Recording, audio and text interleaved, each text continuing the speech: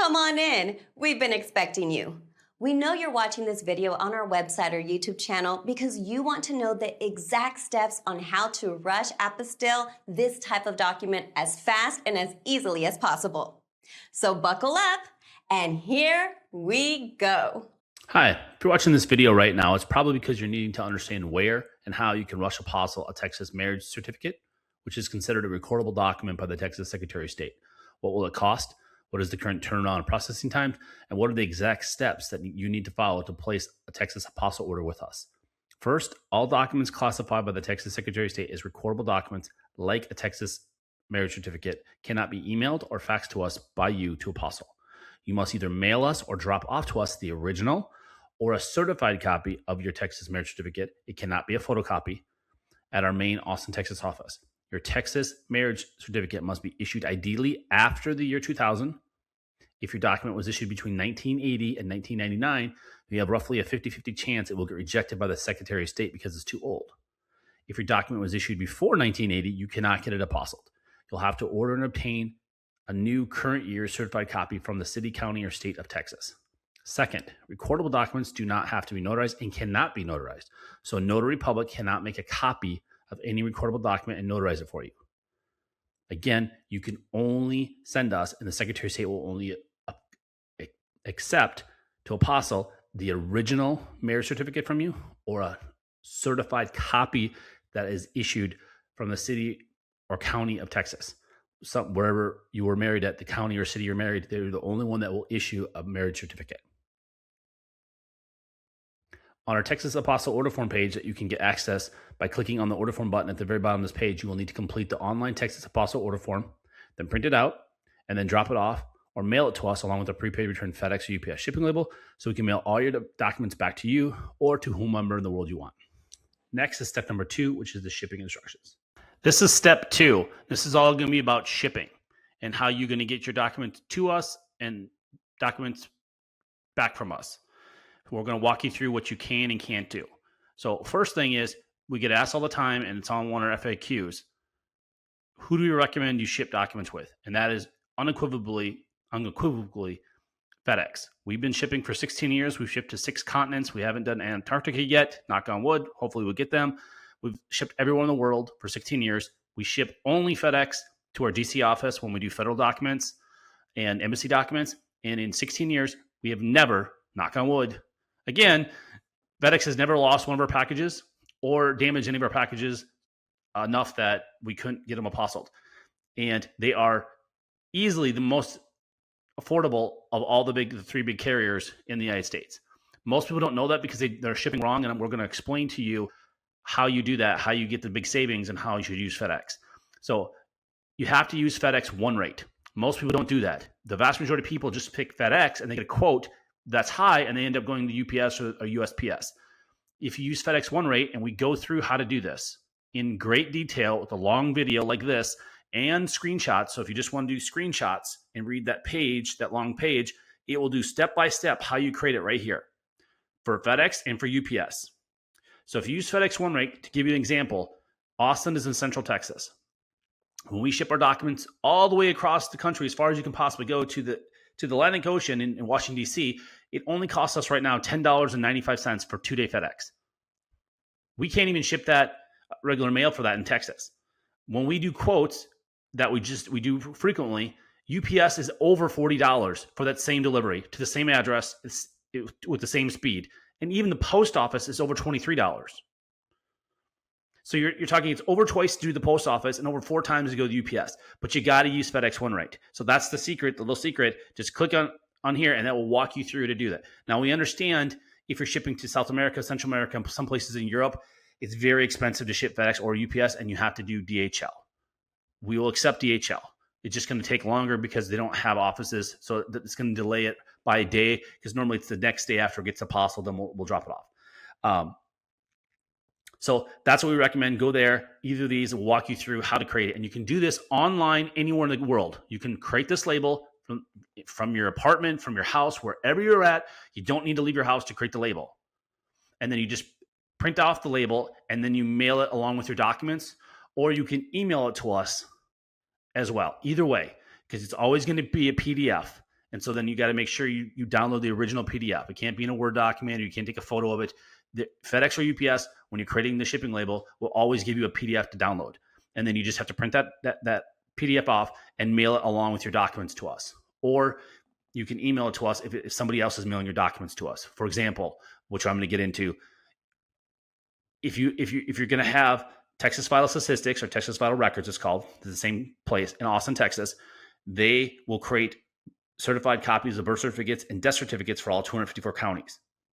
So a lot of our clients order a new birth certificate or order a new death certificate that they need for another country, and they have Texas Vital Statistics directly mail that to us because they're located somewhere else in the United States or somewhere in the world, and it doesn't make sense for them to ship it all the way, the cost to ship that document and the time it's going to take to Europe or China or anywhere in the world, when they'll just send it to us. Or they'll have at the local level, if you're doing marriage license, a marriage certificate, divorce decree, divorce certificate, something like that, that can only be done at the county or the city level. So, Travis County here in Austin, Harris County, Dallas County, El Paso County, Tarrant County, Bexar County, any of these counties in Texas or the cities, you can have them mail your divorce or marriage document or birth or death documents to us directly. But this is very important. You cannot put your address, your name on there. What we've had, it's a couple times now, and it's been returned, is you have to put again, this is common sense, but you have to put our name, our company name, and our address on there. You think that makes common sense, but what they're doing is they're putting their name when they're ordering this from the county or the state. They're putting their name and our address. So they're putting their address or our address and their name. Well, there's no such thing.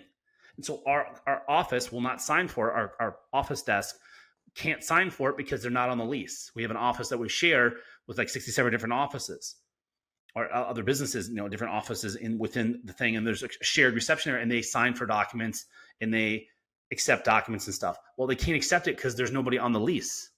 It has to be our name. And so that's going to get returned. And that can be a problem if you're shipping it, if you're over in Europe or something and you ship the documents from Texas, it's going to get returned to them.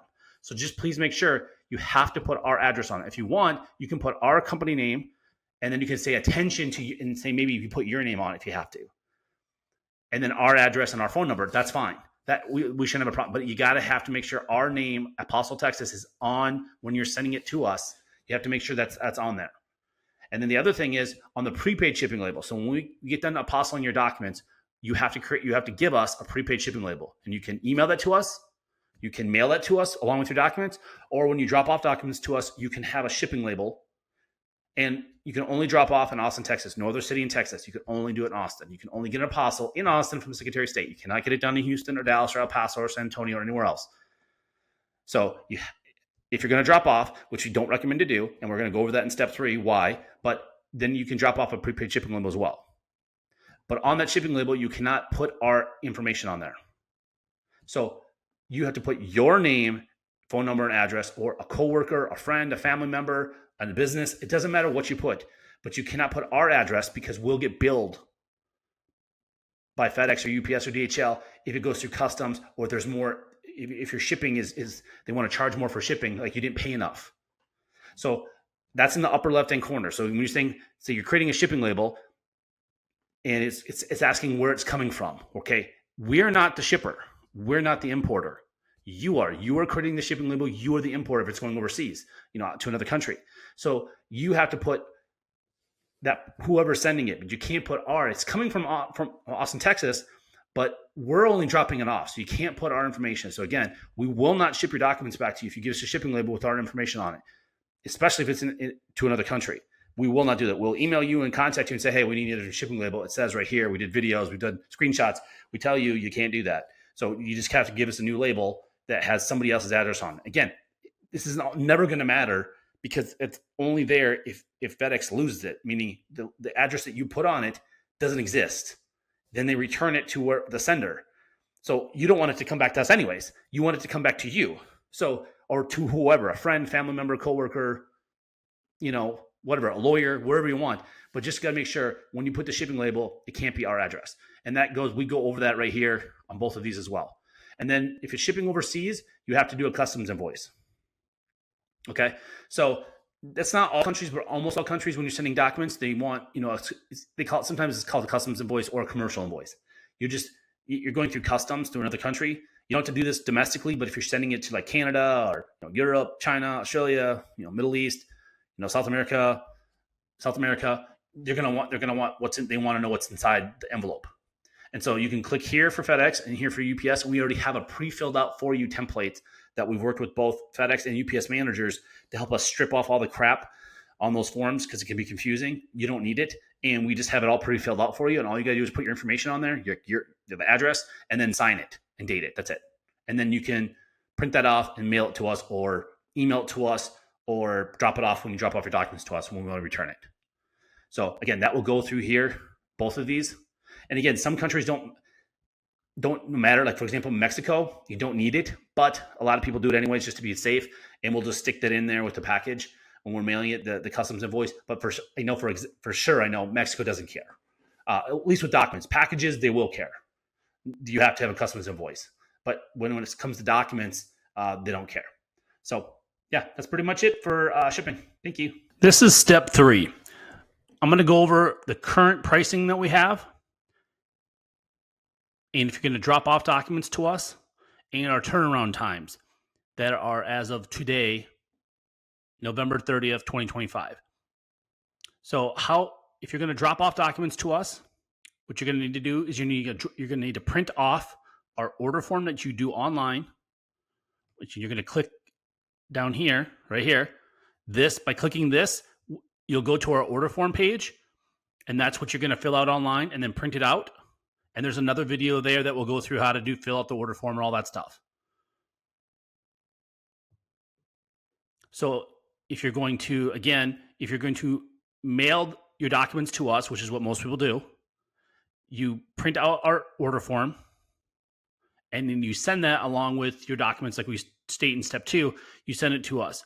If you're going to drop off your documents to us in person, which does not speed up the process, and I'm going to go over that, if you're going to drop it off in our Austin office, which is the only location, not Houston, not Dallas, only our Austin office, you can drop it off, your documents. So if you live in the Austin area, you need to print off our order form and then bring that in along with your documents. And then I'm going to go over right now our cutoff times. So for same day service, what that means is we're going to file your legal documents with the Texas Secretary of State if we get your documents by 12 p.m. Central Standard Time, Monday through Friday, excluding any major federal or state holidays. So whenever the Secretary of State is open, and they're actually closed more days than just the federal and state, like for 4th of July this year, they closed the Monday after 4th of July. That wasn't a federal holiday. And they closed this week, Wednesday, before Thanksgiving, and that was not a federal holiday. Or Black Friday, they are closed as well. That's not a federal holiday, but they are closed. So they're closed for 3 days this week, and they'll be closed for 3 days for Christmas. They've already announced the day before Christmas Eve Day. So Christmas Eve Day, which is not a federal holiday. So whenever they're closed, we cannot file your document. Just make sure you know that, so you're aware with the turnaround times. No company can file your documents unless the Secretary of State is open. So I just want to be clear about that. So if we get your documents by 12 o'clock Central Standard Time, Monday through Friday when they're open, we are going to guarantee if we get them by 12 o'clock, we are going to file them with the state of Texas. Then, depending on their turnaround times, they change. We don't control this. No company, no person controls how fast they're going to turn them around. As of right now, and we change this every single month. Like right now, in a few hours, this is going to change to December 2025. So if you're watching this video in the future, in 2026 or 2027, forget what you're seeing on this video. Whatever it says right on this page right here, this is what the current turnaround time is going to be for the Secretary of State. And I'm going to go through this on our examples. So as right now, November 2025, it takes between 0 and 2 business days for the Secretary of State to issue apostles on documents. And I'm going to explain what 0 days means. Okay? So we give some scenarios here. So if we receive your paperwork by mail or drop off by noon Central Time, we're going to file your documents. Then it's possible, not probable, the Secretary of State is going to issue your apostille the same day. So same day means 0. meaning we're going to get your document by or before noon of that day. We're going to file it that day, and they may issue it that same day, and we're going to mail back to you the exact same day. That is 0 days. Or it could take them up to 2 business days after we file it to them have them issued to you. Okay, so I'm going to explain our examples here. So scenario 1, we receive your documents before or by our noon Central Standard Time cutoff time on a Monday, and then we file it that same day. The Secretary of State will either issue an apostille on your documents the same day, which is 0 days. The next business day, they might do it, which is 1 day, or 2 business days. So the worst case scenario, you're going to get it and mail back to you is on Wednesday. So that is the best case scenario if we get your document by 12 o'clock. Okay. Example number 2 is if we get your document after noon Central Time. So if you mail it to us and we get it at 2, 3 o'clock in the afternoon from UPS or FedEx or DHL, or you drop it off at our office at 2, 3, 4, 4:55, we have people right before 5 o'clock drop it off on that same Monday, we're going to file it then we can only file it the next day. We're going to file it the next business day. And then they could issue it that same day. That's 0 days. They might issue it the next business day, 1 day, or 2 business days. So worst case scenario, we can pick it up and mail it back to you on that Thursday. So again, both scenarios, if we get your document on a Monday, we get it before noon or after noon, it's going to be Wednesday or Thursday. So again, the absolute worst case, unless there's a zombie apocalypse or an orc uprising or alien invasion, if you do it on Monday, it's going to be mailed back to you on Thursday. Worst case, best case, it can be mailed back to you on Monday. So just to go through that. And I cannot stress this enough. If you're traveling to our main office in Austin, dropping off your documents instead of mailing to you does not speed up the process. It doesn't matter if we get them by drop off or by mail before noon or after, it's going to be the same turnaround time.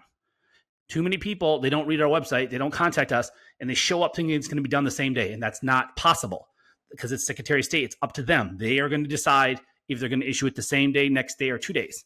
So please, unless you live in the Austin area, it does not speed up the process. Just overnight your documents to us, like we say in step 2, how to do it. Okay.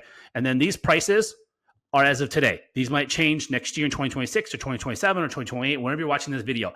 But don't go by what this video says. Go by what this is saying right here. Whatever this says right here, whatever it says right here at this time, that's the current pricing. So for the first document, so if you need 1 document to apostille at the Secretary of State, it's $95. And that includes all filing fees. So you don't write us a check or money order, a cashier's check. You don't send us money for the state filing fee. And you do not do the paperwork. You don't send us the state form. We have our own forms, and we pay the filing fee. So it's just $95. That's it. There's no tax. It's just $95 flat. That's all you call. And then if it's multiple, it's discounted. And this is just an easy little chart for you. If it's 1 document, it's $95. If it's 2 documents, you need apostille, and this is at the same time, it's $170, 3, $245, so and so and so and so.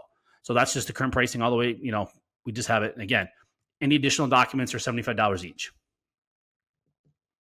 And then when you're ready to order, you just click this button, and that's going to take you to our order form page for Texas Apostles. And again, this is only for Texas. This isn't for federal pricing or corporate pricing, Texas corporate pricing for corporate documents to apostille or embassy fees. This is specifically only for Texas Secretary of State and Texas documents. So documents that are notarized by Texas Notary or documents that were issued from a Texas entity, city, state, county, or state government, like a Texas birth certificate, death certificate, marriage license, divorce decree, criminal records, checks, driver's license, power attorneys, stuff like that. So that's step 3. Thanks.